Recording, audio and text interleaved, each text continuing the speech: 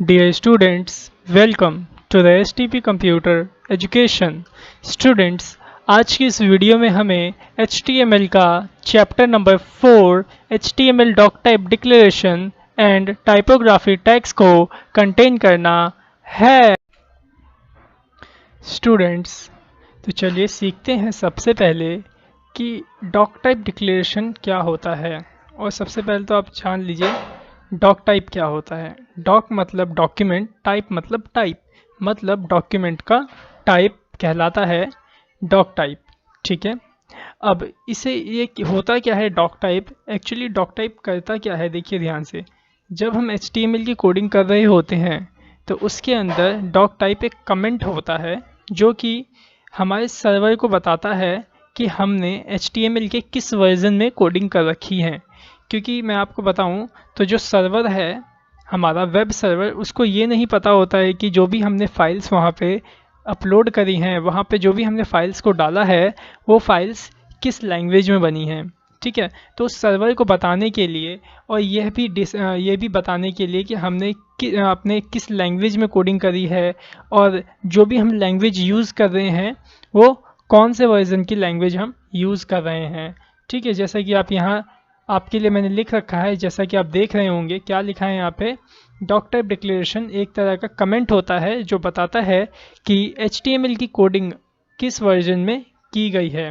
ठीक है, और क्या लिखा है अगला पॉइंट, पढ़िए जरा इसे। डॉक टाइप डिक्लेरेशन हमारे वेब सर्वर को बताता है कि हमने HTML में कोडिंग की है। अभी मैंने आपको बताया जो वेब सर्वर होता है उसको नहीं पता होता है कि हमने किस लैंग्वेज में कोडिंग करी है, इसीलिए हम इस डॉक टाइप डिक्लेरेशन को वहाँ पे लगाते हैं अपने कोडिंग के अंदर। ठीक है, अब जानते हैं जरा types of doc type declaration. अब देखिए, अभी हमने बात की थी लास्ट चैप्टर के अंदर कि HTML के कई सारे वर्जन्स होते हैं। जिस तरह से वर्जन होते हैं उसी हिसाब से यहाँ पे डॉक टाइप डिक्लेरेशन भी होते हैं। ठीक है, सबसे पहले तो होता है HTML4 का, फिर होता है XHTML का, फिर होता है HTML5 का। तो ज़रा यहाँ पे देखिए HTML4 का डॉक टाइप डिक्लेरेशन कैसा है। कुछ ये आपका HTML4 का डॉक टाइप डिक्लेरेशन है और ये आपका XHTML और HTML4 दोनों का मिला करके दोनों का ये डॉक टाइप डिक्लेरेशन है। ठीक है, अब ये आपको मैंने बता तो दिया कि ये करता क्या है और इसे अप्लाई कैसे करना है, जरा ध्यान से देखिएगा। होता क्या है, इतना देख रहे हैं आप ये HTML4 का जो डॉक टाइप डिक्लेरेशन है कितना हार्ड है। अगर आप इसमें से एक तो इसे याद करना भी मुश्किल है और इसमें से अगर कुछ वर्ड या फिर कुछ कॉमा या पॉइंट छूट जाए तो कितना मुश्किल है। तो हम लोग इसको यूज़ नहीं करने वाले, HTML4 के डॉक टाइप डिक्लेरेशन को नहीं करने वाले। अगर हम इसको यूज़ करते हैं तो हमारे प्रोजेक्ट के अंदर आगे चल के काफ़ी सारी प्रॉब्लम्स का हमें सामना करना पड़ सकता है और काफ़ी सारी एरर्स उसमें आ जाएंगी। तो इसलिए हम क्या करने वाले हैं, अभी जो HTML4 हम सीखेंगे उस HTML4 के अंदर अपने HTML5 की डॉक टाइप डिक्लेरेशन को वहाँ पे लगाने वाले हैं।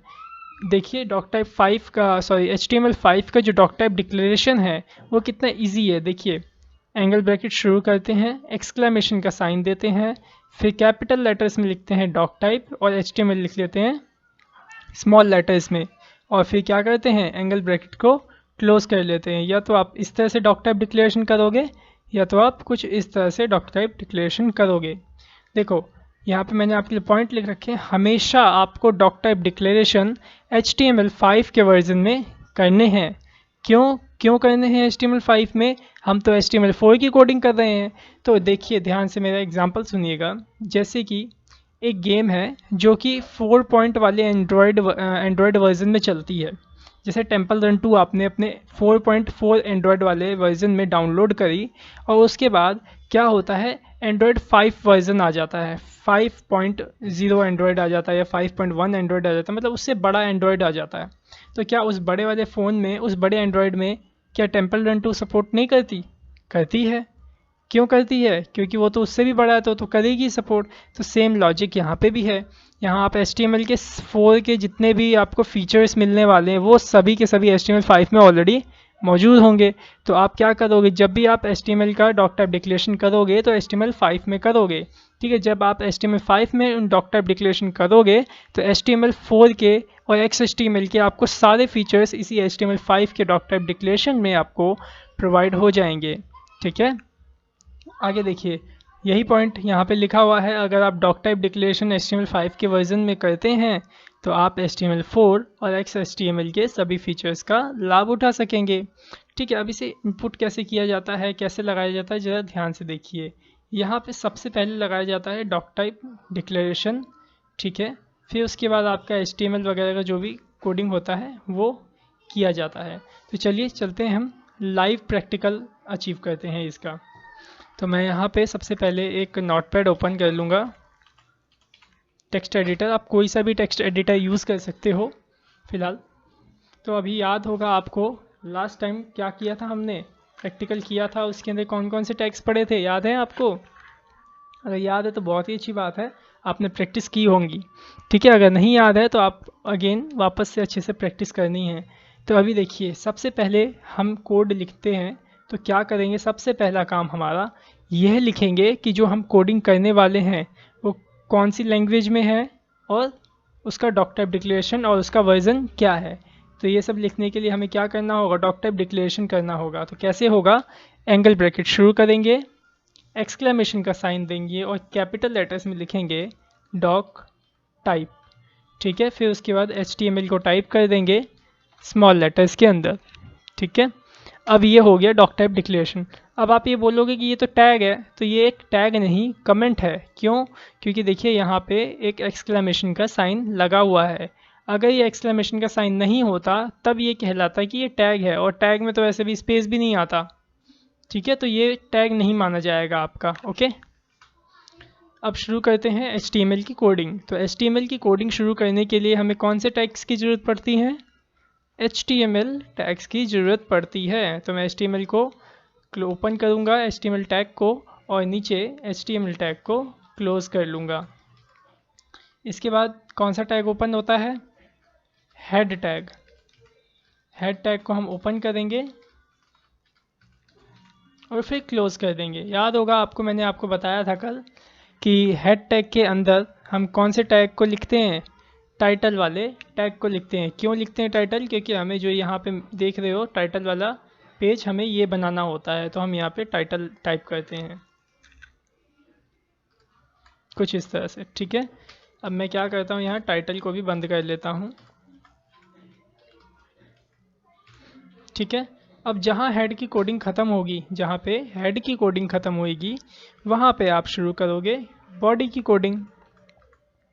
अब बॉडी की कोडिंग क्यों शुरू होती है यहाँ पे, क्योंकि यही बॉडी ही एक ऐसा टैग है जिसके अंदर हम अपने सभी कंटेंट को दिखाने वाले हैं। ठीक है, अगर बॉडी नहीं रहेगी तो ये सारा बॉडी तो है, अगर ये सब नहीं रहेगा तो हम क्या दिखाएंगे, इस पर तो दिखाएंगे नहीं हम अपनी इन्फॉर्मेशन को। तो अब मैं आपको कब बताऊं, तो ये हो गया आपका पूरा का पूरा HTML का कंप्लीट स्ट्रक्चर।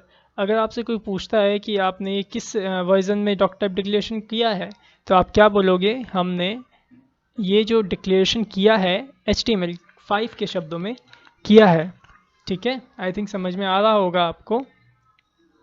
अब इसको मैं पहले सेव करके दिखाता हूँ आपको। सेव कर लेता हूँ, आप Ctrl+S भी दबाओगे तो ऐसा पॉपअप ओपन हो जाएगा, आप यहाँ सेव कर लेना। फ़िलहाल मैं डेस्कटॉप पे सेव कर लेता हूँ HTTP के नाम से।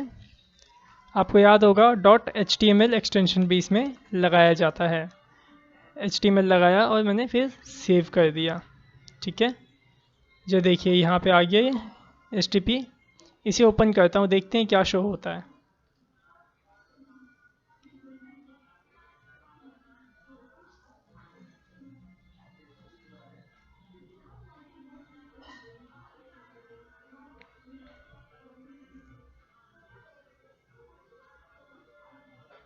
कुछ हुआ शो?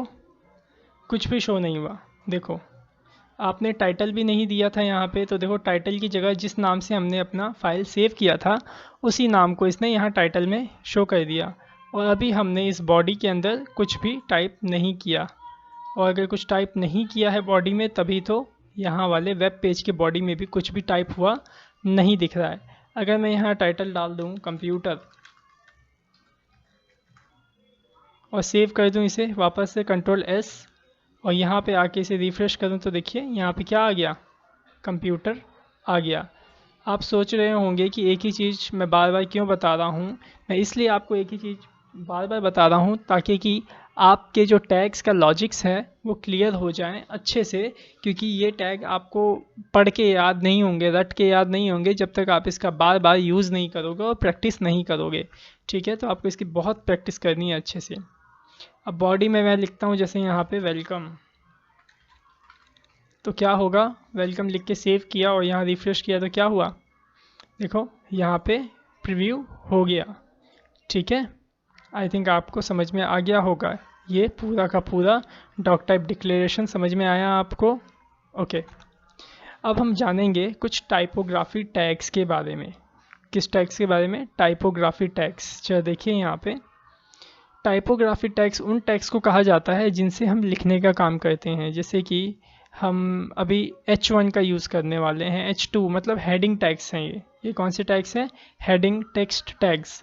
इनका क्या काम क्या होता है, ये हेडिंग को बनाते हैं। जैसे कि मैं चाहता हूँ एक हेडिंग देना, तो आप हेडिंग देना चाहते हो, तो जब आप हेडिंग दोगे तो उस हेडिंग को आप H1 टैग से लॉक करोगे। ठीक है, अब इसमें होता क्या है, इसमें देख रहे होंगे आप 6 हेडिंग टैग्स हैं। तो इसके अंदर क्या होगा कि जो सबसे H1 है ये सबसे बड़ा होगा, ये उससे छोटा, ये उससे छोटा, ये उससे छोटा, और ये उससे छोटा, और ये सबसे छोटा। ठीक है, चलिए मैं आपको करके दिखाता हूँ। यहाँ पे वेलकम की जगह मैं इस वेलकम को हटा देता हूँ और यहाँ पे H1 से टैग्स को लिखता हूँ और आपको बताता हूँ। ठीक है, तो जैसे देखिए मैंने H1 यहाँ पे शुरू किया। ठीक है, यहाँ पे मैंने लिखा HTP कंप्यूटर एजुकेशन।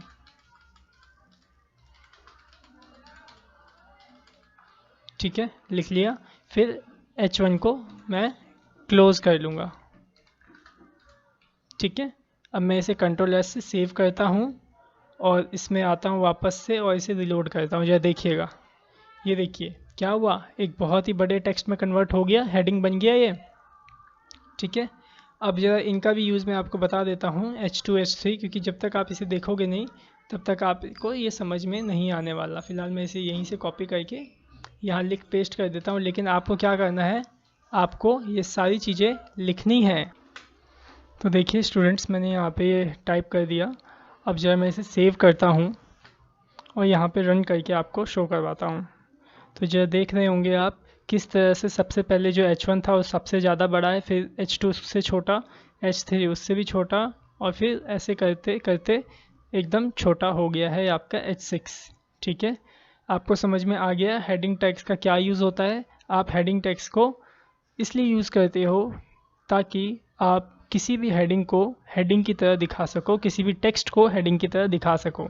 अगर आप किसी भी पेज में हेडिंग डालना चाहते हो तो आप उसकी हेडिंग को H1 टैग से लॉक कर लो, या जिस टैग से आपको लॉक करना है इनमें से आप उन टैग्स का यूज़ कर सकते हो। ठीक है, तो चलिए अब आगे सीखते हैं। हमारा इसमें अगला टैग है पैराग्राफ टेक्स्ट टैग्स।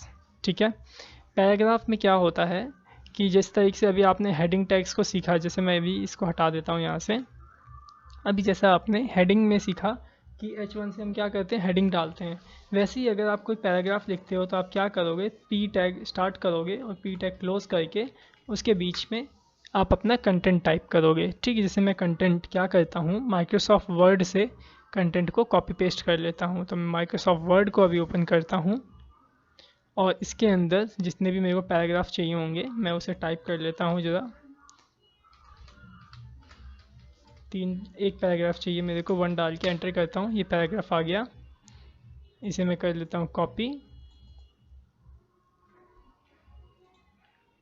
और यहाँ पे पेस्ट कर देता हूँ पैराग्राफ टैग के अंदर।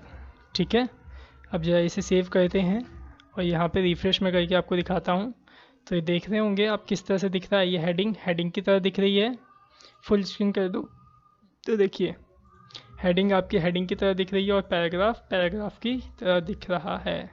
ठीक है, अब चलिए इसे आगे करते हैं हम लोग। अगला टैग है आपका सेंटर्ड टेक्स्ट।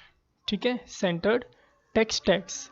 इसमें क्या होता है, आप किसी भी हेडिंग को या फिर किसी भी कंटेंट को सेंटर में दिखा सकते हो। जैसे मेरे को H1 को सेंटर में दिखाना है, मैं क्या करूँगा, H1 से ठीक पहले सेंटर टैग लगाऊंगा और H1 के ठीक बाद मैं सेंटर टैग क्लोज कर दूंगा। सेव करता हूँ, रिफ्रेश करूँगा यहाँ पे आके। देखिए आ गया सेंटर में।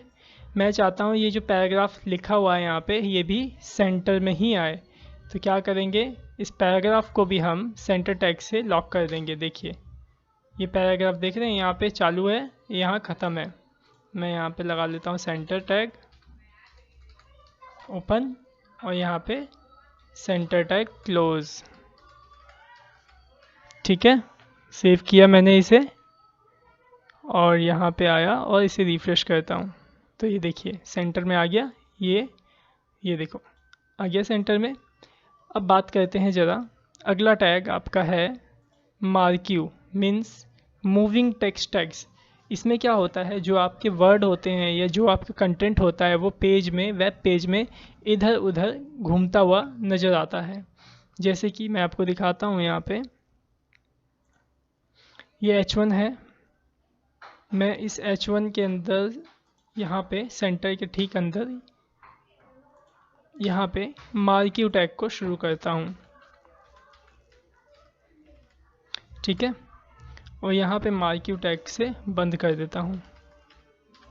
अब देखिए आप किसी भी कंटेंट को जितने टैग से आप लॉक करोगे उन सभी टैग का जो भी फीचर होगा वो आपके कंटेंट पे ज़रूर दिखाई देगा। अब मैं इसे वापस से सेव करता हूँ Ctrl+S और यहाँ आता हूँ और यहाँ पे रिफ्रेश करता हूँ तो जो देखिए आपका HTTP कंप्यूटर एजुकेशन जो टेक्स्ट है वो इस तरह से वेब पेज पे मूव हो रहा है। ठीक है, आई थिंक आपको समझ में आ गया होगा टेक्स्ट टाइप, ये जितने भी टाइपोग्राफी टैग्स होते हैं ये कैसे वर्क करते हैं। ठीक है, जो ये नोट्स आपको दिए जा रहे हैं आप इस नोट्स को अच्छे से पढ़िएगा और अच्छे से अपने कॉपी में नोट्स करना हो तो नोट्स भी करिएगा, अच्छे से ध्यान से पढ़िएगा। अगर आपसे कोई पूछता है डॉक टाइप डिक्लेरेशन क्या होता है तो आप क्या बताओगे, तो आप बताओगे जो डॉक टाइप डिक्लेरेशन होता है वो हमारे डॉक्यूमेंट के टाइप को डिफ़ाइन करता है कि जो हम कोडिंग कर रहे हैं वो किस लैंग्वेज में और किस वर्जन में कर रहे हैं। और टाइपोग्राफी टैग्स क्या होते हैं, अगर किसी ने पूछा आपसे तो क्या बताओगे, आप बताओगे टाइपोग्राफी टैग्स वह टैग होते हैं जिनसे हम वेब पेज पे कुछ लिख पाते हैं और उनकी जगह डिफ़ाइन कर पाते हैं। ठीक है, तो आज का वीडियो में सिर्फ इतना ही है, बाकी आगे की एजुकेशन को हम नेक्स्ट पार्ट में, नेक्स्ट वीडियो में अचीव करने वाले हैं। Thanks for watching our video, have a nice day.